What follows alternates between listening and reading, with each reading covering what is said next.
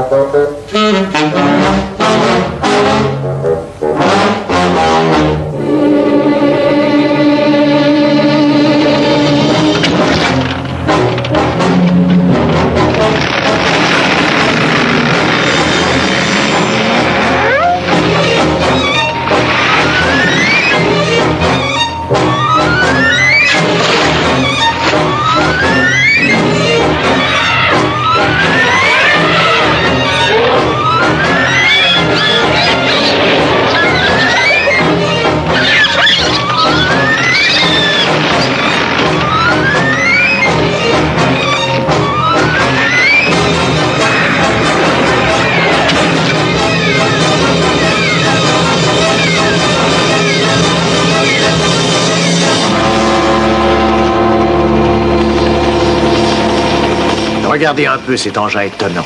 On dirait un monstre échappé d'une très lointaine planète. Oui, et rien ne saurait lui résister.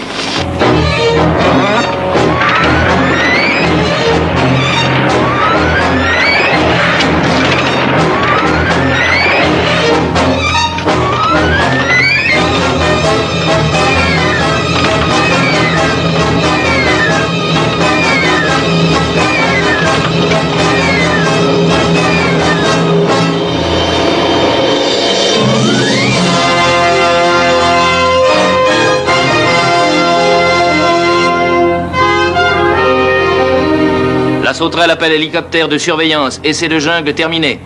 Comment ça se présente vu d'en haut, mon général? Je dois dire que j'ai été très impressionné, Sweeney. Quel engin étonnant. Sa conduite est-elle facile? Oui, très facile. C'est un atout maître pour l'armée, mon général. Sans aucun doute, Sweeney, aucun doute. Bon, les essais sont terminés. L'équipage qui assure la relève va arriver par hélicoptère. Compris, mon général. Vous adresserez pour moi mes compliments à vos hommes, Sweeney. Ils ont fait de l'excellent travail. Merci, mon général. Tout est en ordre ici, mon général. Nous sommes seulement un peu fatigués. Dirigez-vous vers le point de rencontre numéro 9.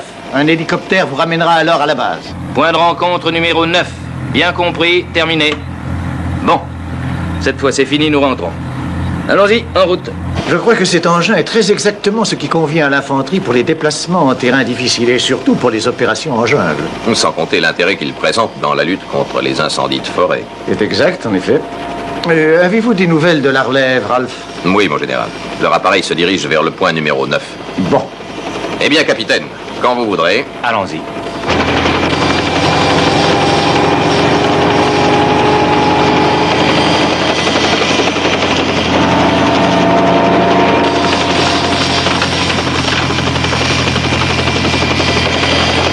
Je suis rudement content de rentrer à la base, moi. Moi aussi, je dois dire. 3 semaines enfermés dans cette boîte de conserve n'est pas une situation paradisiaque. Oh, ne nous plaignons pas, nous n'avons pas trop souffert. Mais je reconnais que la jungle à longueur de journée, c'est de quoi vous rendre complètement fou. Enfin, les essais sont finis. On va pouvoir aller se reposer. Ouais, nous allons au point numéro 9. Une fois arrivés, nous laisserons le soin à la relève de ramener l'engin.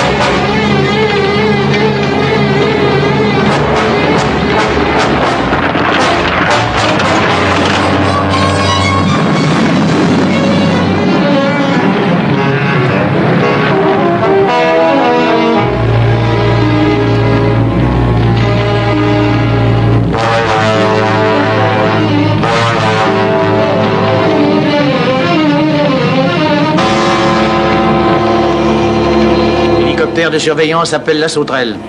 Allô, répondez.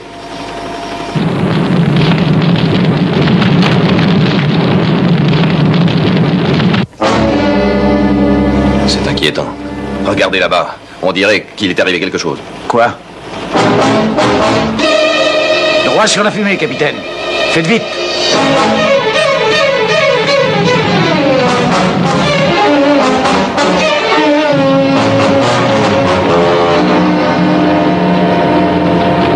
Rien avec cette fumée.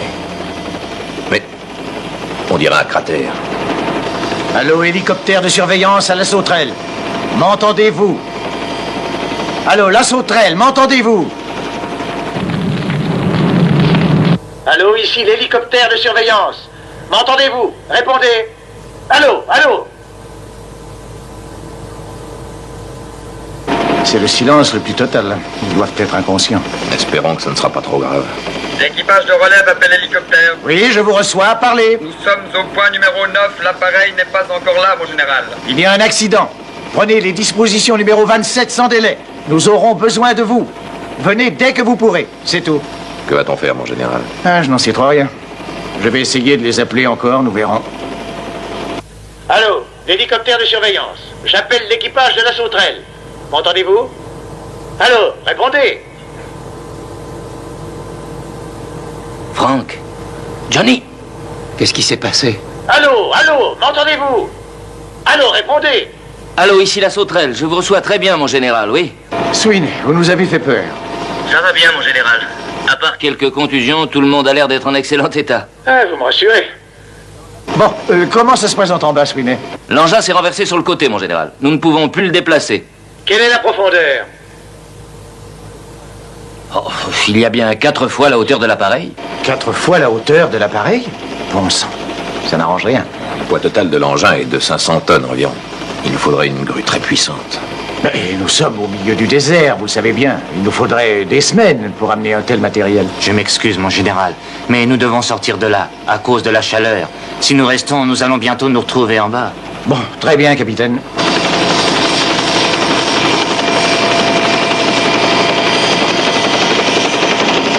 Descendez près du bord du cratère, capitaine. Oui, mon général. La relève ne devrait plus tarder. Sans doute, espérons qu'ils pourront nous aider.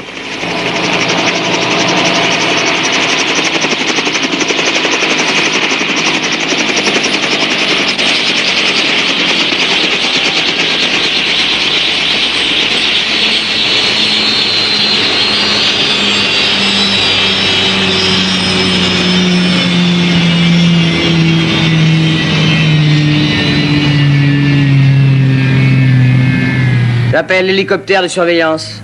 Quels sont les ordres? Arrêtez vos moteurs et sortez de l'appareil. Je vous rejoins dans quelques instants. Faites stopper, Ralph, et allons-y. Arrêtez vos moteurs, capitaine. Compris. Ce que j'aimerais savoir, c'est comment on a pu faire pour tomber dans ce cratère. Oh, le sol a sûrement dû s'effondrer sous le poids de notre appareil. Sans doute, mais comment allons-nous en sortir? Il y a une partie de l'engin qui continue à brûler. Heureusement que dans le choc, L'installation d'air conditionné n'a pas été endommagée. Oui, mais le réacteur atomique est dans la partie qui est en feu. Le refroidisseur finira par s'épuiser. L'engin est couché sur le côté. Il ne peut pas sortir du cratère en feu par ses propres moyens.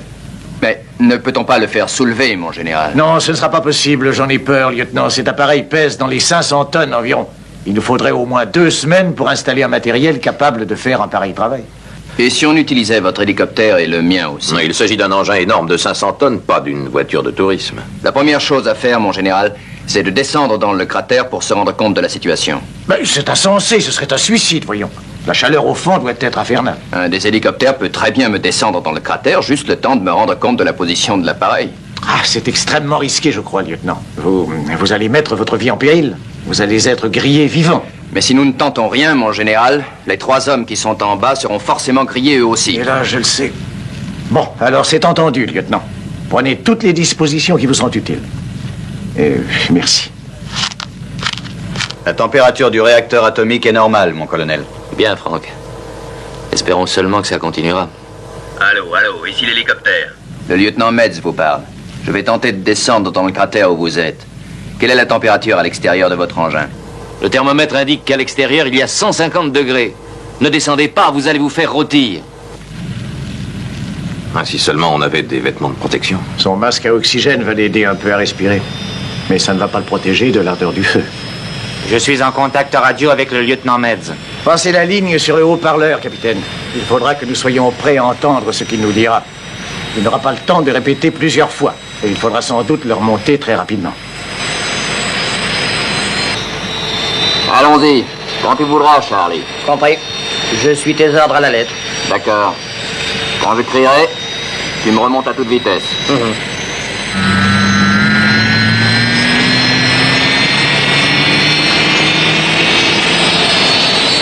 Ce jeune officier prend un risque énorme, mais il ne manque pas de cran.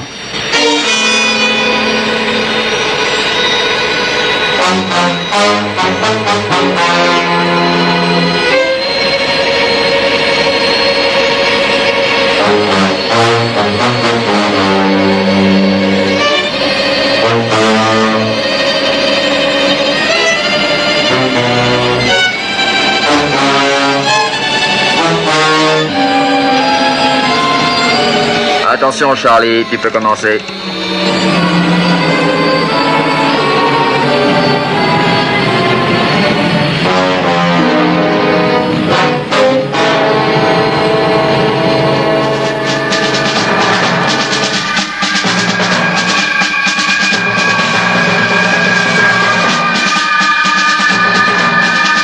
Je suis à moins 70. Je ne vois pas trace de l'engin. Il fait une chaleur. Les pauvres gars doivent avoir chaud en bas.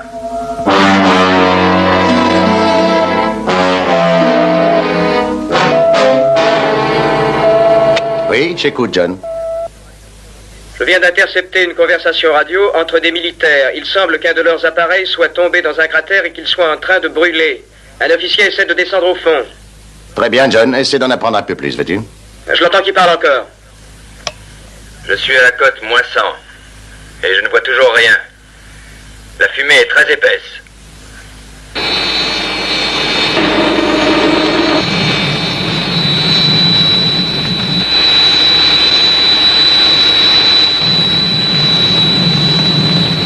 La température augmente toujours. Encore un peu, Charlie.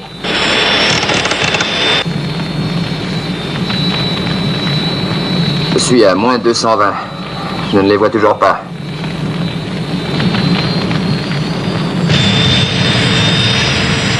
C'est de la folie de descendre encore plus bas. Il risque de ne jamais plus remonter.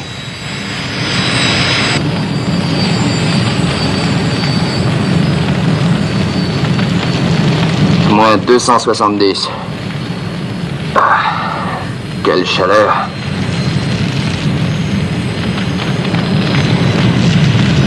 La fumée est de plus en plus épaisse. Descends encore un peu, Charlie. Juste un peu. Je ne resterai que quelques secondes. Vas-y doucement. C'est pas prudent. Bah, je fais comme tu veux.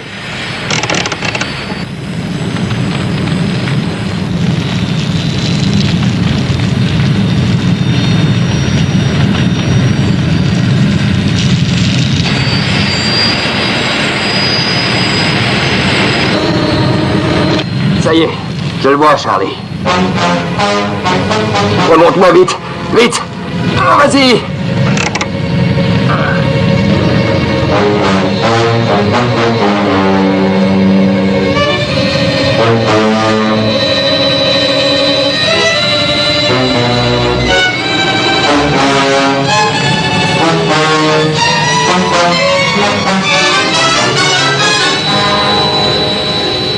Le voilà, il remonte. Vite, une civière, vite, sergent. Nous allons garder cette fréquence en priorité au cas où on ferait appel à nous. La situation de ces hommes semble désespérée. Et si je partais tout de suite, papa? Je pourrais bien les aider, ça n'est pas très loin. Non, non, Scott. Nous ne devons en aucun cas nous imposer sans avoir été demandés. Pour autant que je sache, l'armée était en train de procéder à des manœuvres ultra secrètes. Allô, John? Oui, j'écoute. Je voudrais que tu restes à l'écoute sans interruption. Scott va se tenir prêt à partir à la moindre alerte. Très bien, c'est compris. En route, Scott. Prépare le numéro 1 et tiens-toi prêt à décoller. J'y vais. Si les militaires font appel à nous, nous serons prêts et comme ça nous perdrons un minimum de temps.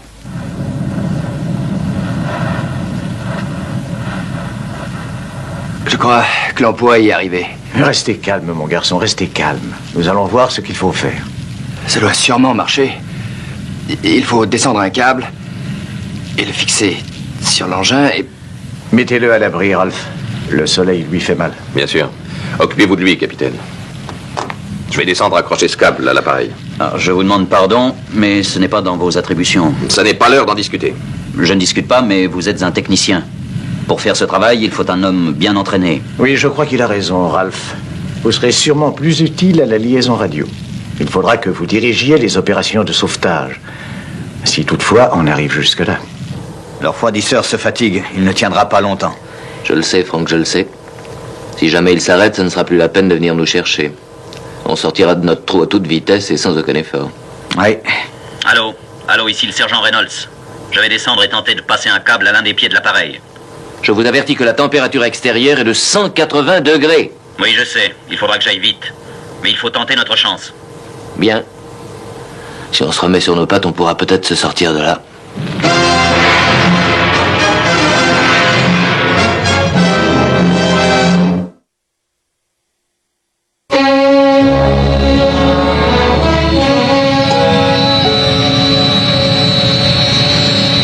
Vas-y, Charlie, je suis prêt.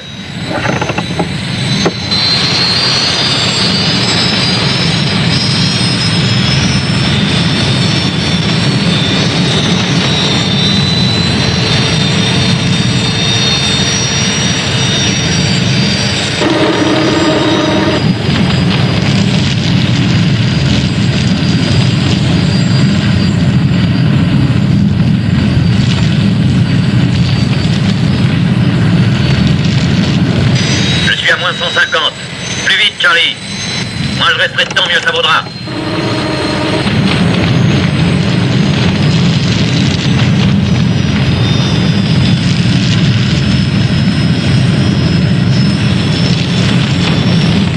Attention, ralenti. Je suis à moins 300. Alors, Reynolds, pouvez-vous atteindre l'appareil? Je ne sais pas encore. La fumée m'empêche de voir. Encore un petit coup, Charlie. Doucement. Tout doucement. Jusqu'à ce que je crie.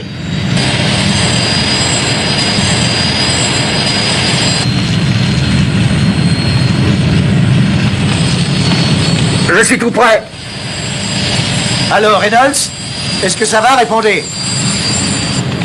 Oui, ça va.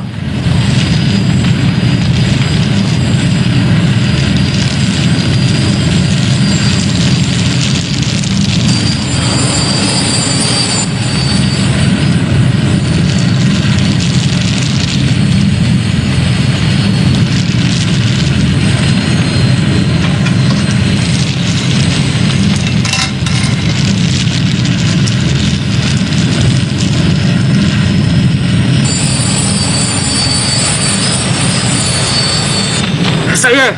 Monte, Charlie. Vas-y. Monte. Ah! Vite, faites-le remonter. Ah!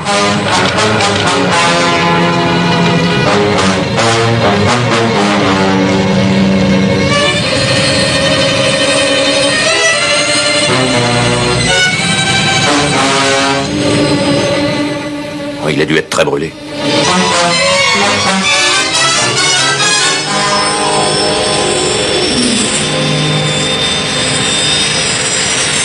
Bon, maintenant, déposez le nouveau câble aussi près de nous que vous pourrez et conduisez les 2 blessés à l'hôpital de la base, compris?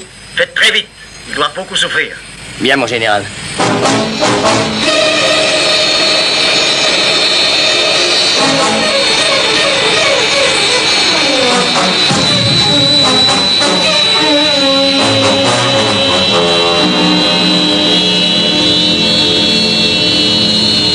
Fixez le câble à notre hélicoptère, Alf. Bien, mon général.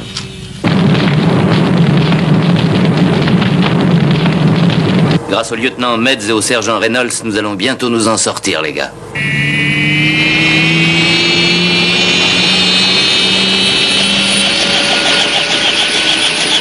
Je prends la direction de l'hôpital de la base, mon général. Bien reçu. Faites le plus vite possible. Les 2 blessés ont besoin de soins. Allons-y, capitaine. Commençons. Il faut que nous arrivions à remettre cet engin sur ses 4 pattes.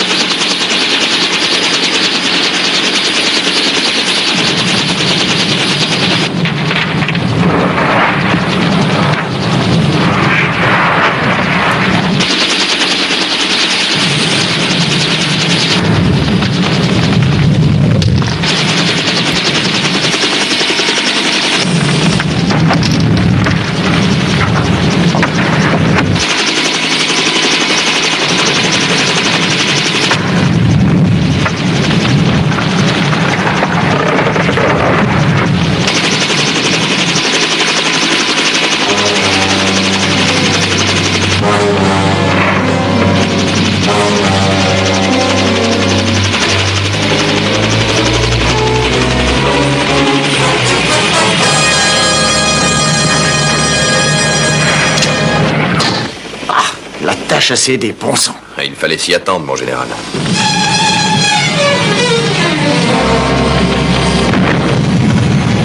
Alors, ici l'hélicoptère de surveillance. M'entendez-vous? Quelle est votre situation actuelle? Rien de changé, mon général. Nous sommes sur le dos. Mais ça valait la peine d'essayer. Il n'y a qu'une chose à faire, mon général. C'est que j'aille remettre ce câble moi-même. Non, non, non, ça ne servirait à rien du tout, Ralph. 2 hommes ont déjà failli laisser leur vie au fond de ce satané cratère. À quoi bon tenter le sort encore une fois? C'est inutile. Mais il faut faire quelque chose, mon général, voyons. Il y a 3 hommes au fond de ce gouffre. Si seulement nous n'étions pas perdus dans ce désert, ce serait tellement plus simple. On pourrait procéder au sauvetage très vite et en toute sécurité. Oh, mais vous parlez de sécurité. La voilà la solution. Mais oui, c'est ça la solution. J'appelle la sécurité internationale. Allô, la sécurité internationale? Ici le général Peters. Un grave accident s'est produit. Nous avons besoin de votre aide. 3 hommes sont en danger de mort.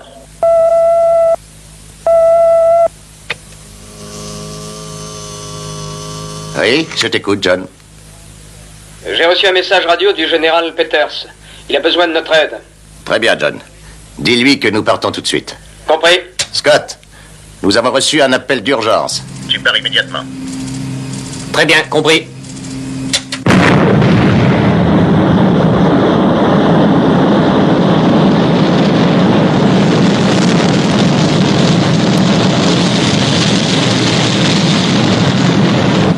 Je vais passer en vol horizontal.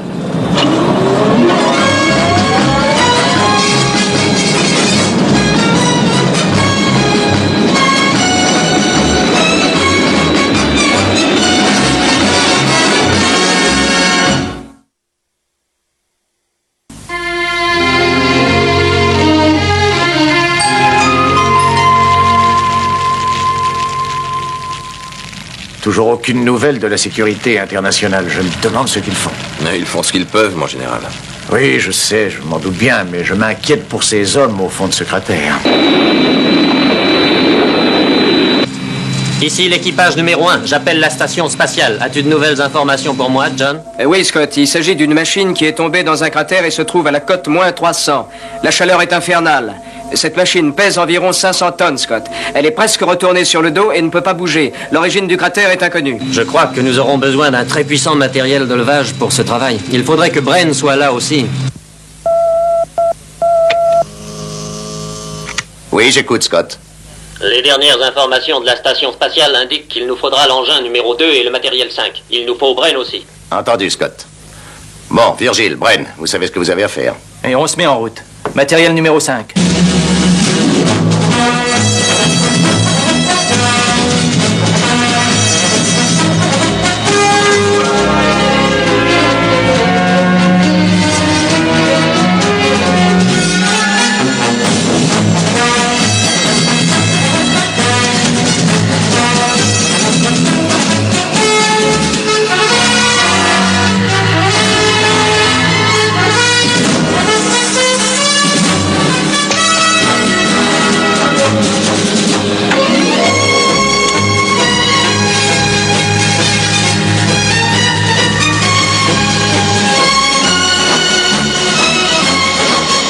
Matériel numéro 5.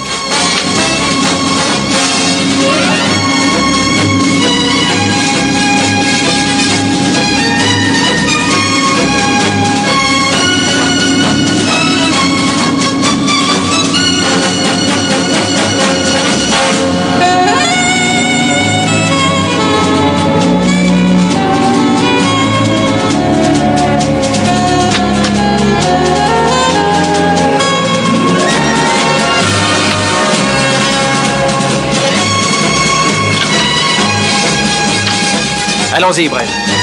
On va décoller.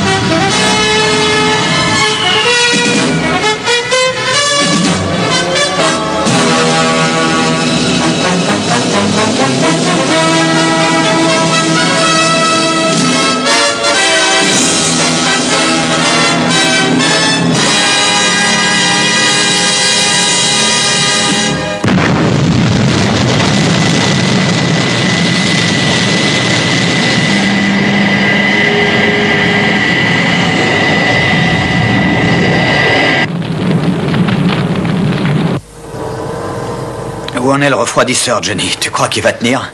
Ouais, je l'ai contrôlé il y a 1 minute. D'après ce que j'ai calculé, il va tenir encore pendant 2 heures. Pourra-t-il même résister 2 heures à la chaleur de l'extérieur? Mon général, venez vite. Un appel radio pour vous.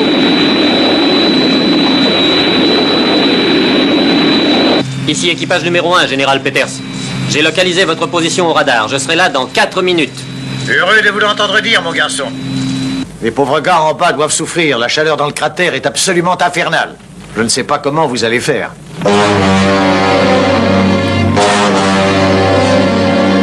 Mais on dirait que la température augmente. Il y a de la fumée qui pénètre. C'est vrai, la carcasse se fend. Elle va s'ouvrir comme une noix. Essaie de purifier l'air, Frank. Johnny, bouche les fissures, vite! Oui, je vais augmenter un peu le débit du refroidisseur. Ça protégera les cloisons de la chaleur.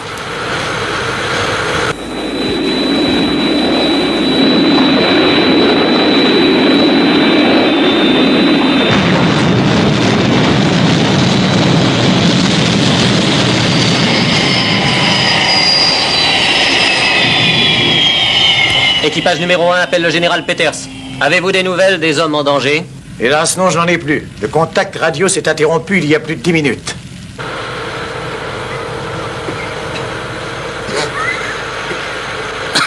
On ne peut pas purifier l'air un peu plus que cela, Frank? Non, non. L'appareil est à sa puissance maximum. Et le refroidisseur ne peut pas monter plus haut, lui non plus. Espérons qu'il tiendra encore. Qu'essaies-tu de faire là, Johnny?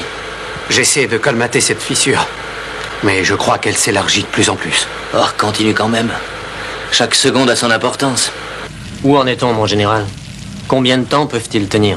Ils ont un refroidisseur et un appareil à air conditionné, mais si on les fait marcher ensemble à plein régime, ils ne tiendront pas plus de 2 heures. C'est court. Les autres membres de notre organisation vont arriver bientôt avec un matériel puissant. En attendant, je vais faire descendre une caméra mobile pour juger de la situation. Nous verrons comment ça se passe en bas. Équipage numéro 2 à équipage numéro 1. Où en es-tu, Scott? Je vais envoyer la caméra mobile dans le cratère. Il nous faut une idée exacte de la position de l'engin. Très bien. À tout à l'heure.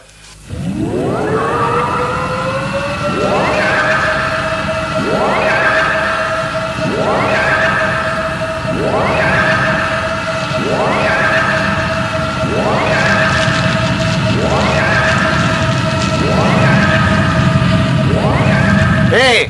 Votre engin va sûrement fondre! Non, mon général. Cette caméra a été conçue pour résister aux chaleurs les plus intenses.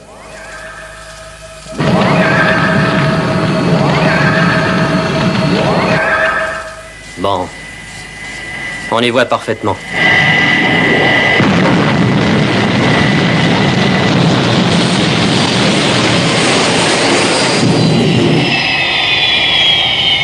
Allô, numéro 1? Je suis là, Scott. Je suis posé tout près du cratère. Quels sont les ordres? Je viens vous rejoindre. Dis à Bren d'affûter son cerveau, ça va être une partie difficile. Compris.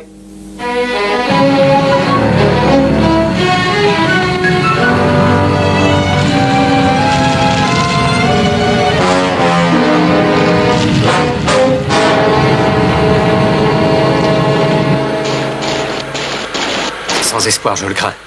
Dès que l'étoupe commence à sécher un peu, elle se remet à brûler, c'est désespérant. Ça empêche un peu la fumée d'entrer, c'est déjà quelque chose. Ah, quelle chaleur. Ça commence à devenir insupportable.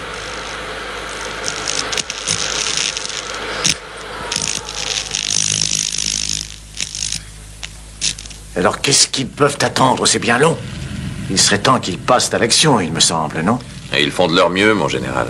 Ça ne va pas être un problème facile à résoudre.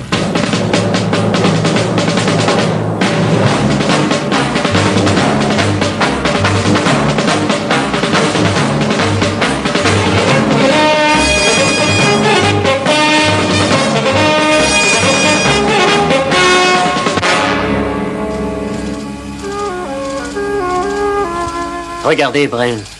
Qu'est-ce que c'est? C'est une explication sur l'origine du cratère. Mais encore? Il y a déjà un certain nombre d'années, 50 peut-être, on a dû procéder sur ce terrain à des essais d'explosifs souterrains. Et c'est sûrement un de ces essais qui a creusé ce cratère près duquel nous sommes aujourd'hui. Et l'armée continue d'y faire des manœuvres et des essais de matériel nouveau, ce qui explique ces débris que nous avons vus à l'instant. Comment n'ont-ils pas vu le cratère, alors? Ah, mais ça peut très bien s'expliquer. Je vais vous montrer le croquis que j'ai fait. Et voyez-vous, là, voici le cratère ouvert par une explosion il y a très longtemps. Et une nouvelle croûte de sable s'est formée, séchée par le soleil. Et une fois fermée, une combustion spontanée s'est produite, qui a consumé les restes de matériel restés au fond, là, voyez-vous. C'est alors qu'au cours des essais, le poids du nouvel engin a fait s'effondrer la croûte de sable qui fermait le cratère. L'ouverture a amené plus d'oxygène et le feu a redoublé de violence. Il faut que nous détruisions une partie de cette croûte. Sinon, l'appareil ne pourra jamais remonter le long de la pente, vous comprenez ?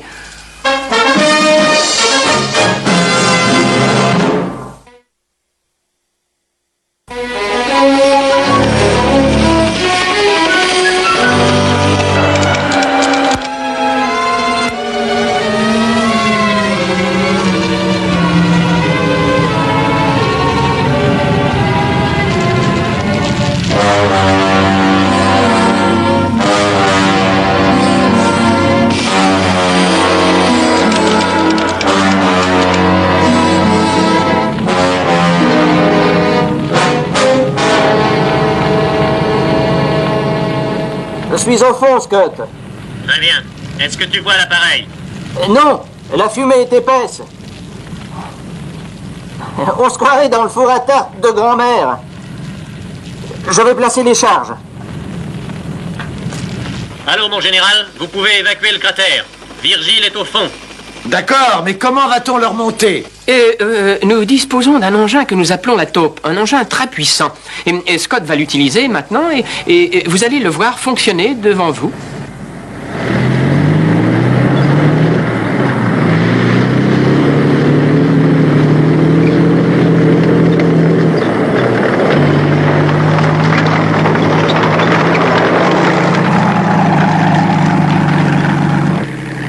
Allô, Virgile, tu m'entends? Ici la taupe. Je vais prendre la position de forage.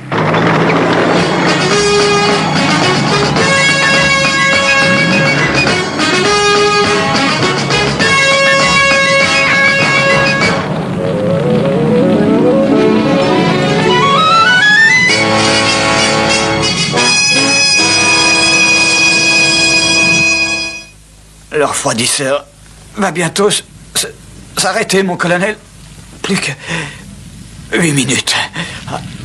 Je ne peux plus. Je ne peux plus respirer. Franck, tiens bon, mon garçon. Allô, Scott, ici Virgile. Plus qu'une charge à poser. Bien. Je serai là dans 5 minutes.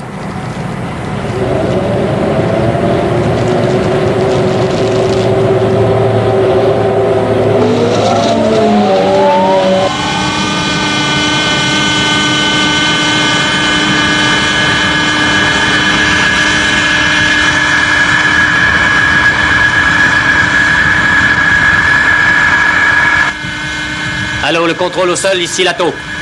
Je descends suivant un angle de 17 degrés. Pouvez-vous me suivre sur votre écran, Bren? Oui, Scott, très bien. Attention, à droite. 4 degrés à droite. 4 degrés à droite. Compris. Allô, Bren? Je bute contre un obstacle important. Ce sont des roches souterraines d'origine volcanique, Scott. Vous allez les contourner, d'ailleurs. Vous prenez 2 degrés sur la gauche. Ensuite, revenez au cap normal. D'accord, Bren. Allô, la taupe, ici Virgile. Toutes les charges sont posées. Compris, Virgile. J'approche du cratère.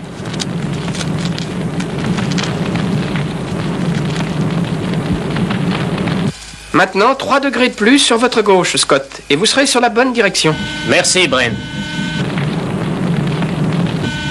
C'est plus facile maintenant. Je serai dans le cratère dans quelques secondes. Très bien, Scott. Je me tiens prêt à faire sauter les charges dès que vous voudrez m'en donner l'ordre.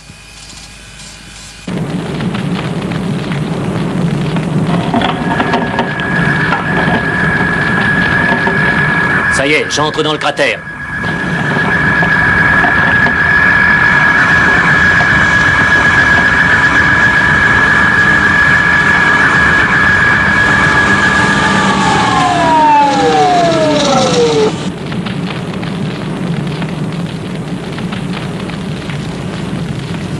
Virgile, monte vite à bord. Oui, Scott, j'arrive.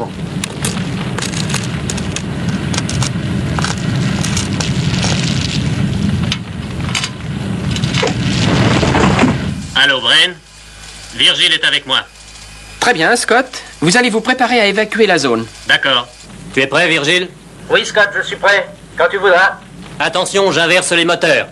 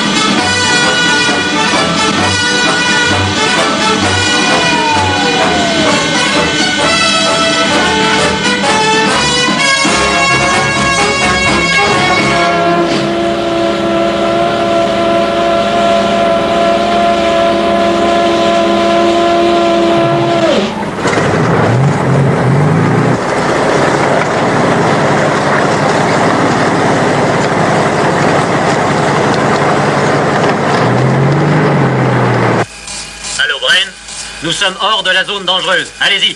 Attention à mon signal, attention à l'explosion. Feu!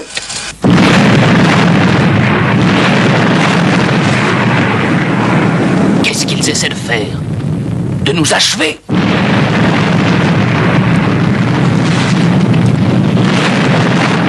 Plus que quelques minutes. Et le refroidisseur va s'arrêter. Allons, faites vite! Qu'est-ce que vous attendez? Mes 3 gars en bas n'ont plus que 2 ou 3 minutes à vivre! Mais nous faisons tout ce qu'il est possible de faire, Général. Allô, ici le laboratoire. J'appelle le tracteur de récupération. Êtes-vous prêt à vous mettre en action, Virgile? Je suis prêt. Ici tracteur de récupération 1. Je vérifie le numéro 2. Le véhicule téléguidé répond bien. Je vais prendre position, Bren. Attention, je pars.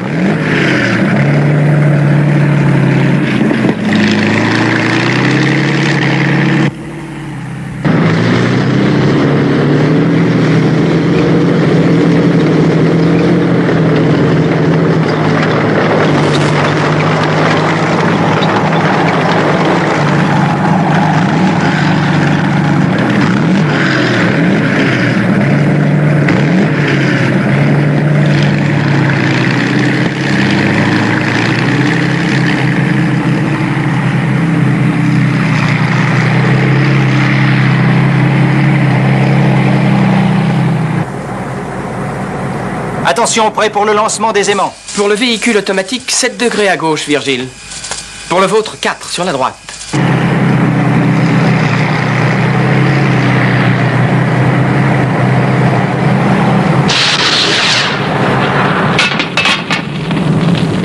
Qu'est-ce que c'est? Qu'est-ce qu'ils font? Les électroaimants sont placés, Bren. Je vais commencer à remonter l'engin accidenté.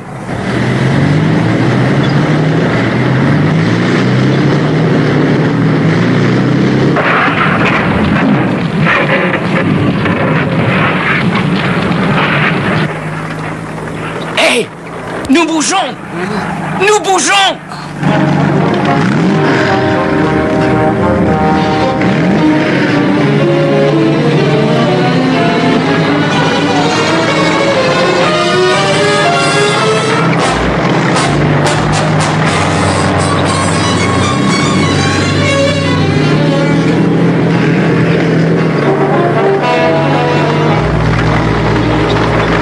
Le tracteur téléguidé n'arrive pas à s'accrocher.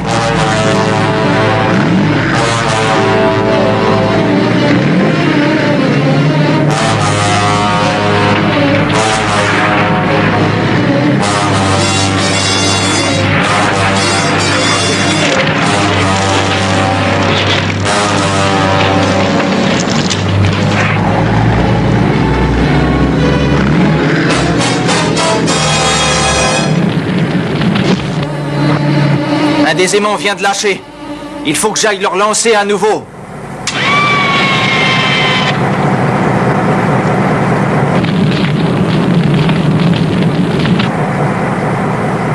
Je vais le lancer. Espérons qu'il est en état de marche.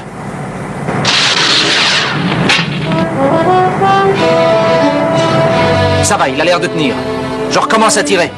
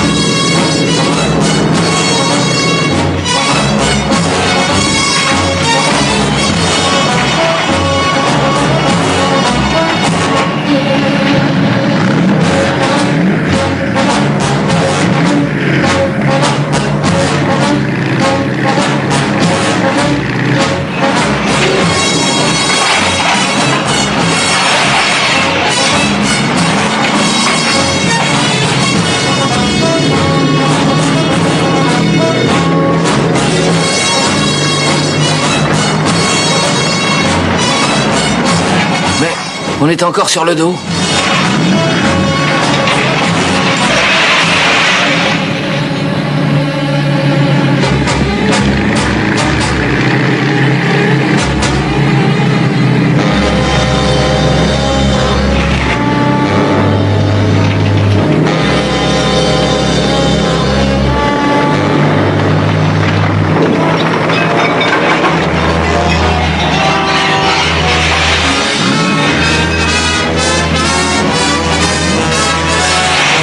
On est sauvés, les gars. Je crois que c'est un miracle, mais... On est sauvés. On est sauvés.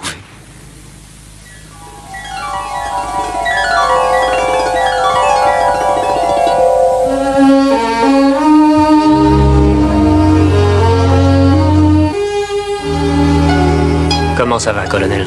Je me sens très bien, mon vieux. C'est vous, je pense, qui nous avez sortis de ce sale trou. Pas moi tout seul.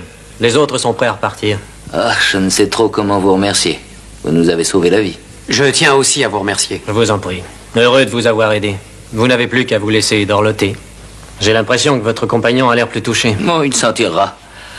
Je suis sûr que si Franck était éveillé, il vous dirait merci. Pour lui, je vous le dis de tout cœur. Allô, Scott, ici le numéro 2.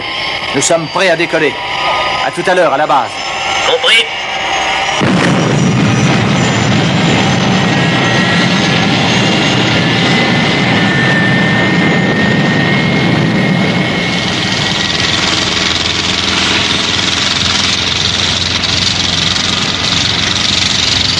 Notre appareil sera certainement récupérable. Il a peu souffert. Merci surtout d'avoir sauvé ces 3 hommes. C'est notre travail, général. Mais je vous demanderai de faire en sorte que personne ne puisse suivre nos appareils. Pour être efficace, il faut que notre organisation demeure très secrète. Vous pouvez compter sur moi. C'est le moins que je puisse faire pour vous. Merci. Merci à vous. Bon sang. Si seulement je pouvais avoir des garçons comme ça dans tous mes bataillons.